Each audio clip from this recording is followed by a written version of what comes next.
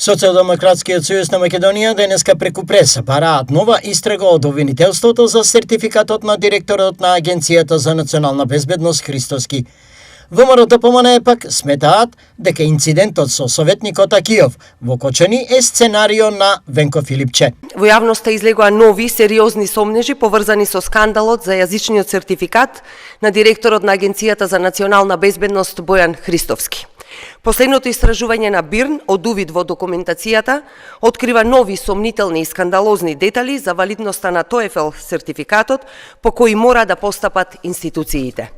Прво, за јазичниот сертификат Христовски полагал од дома, а во интервјуто за македонски медиум Христовски рече дека полагал преку јазичното студио Јулија во Пловдив.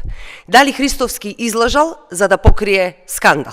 Тоа што Филипче не побара оставка од Акиов е доказ дека тепањето во Кочани е негово сценарио.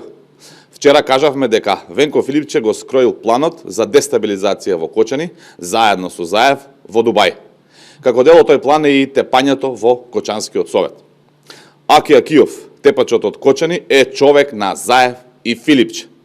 Тепачот на Филипче имаше една единствена цел – да ја разгори омразата во Кочани, која СДС преку партиски пресконференции и соопштенија со денови ја зовриваат.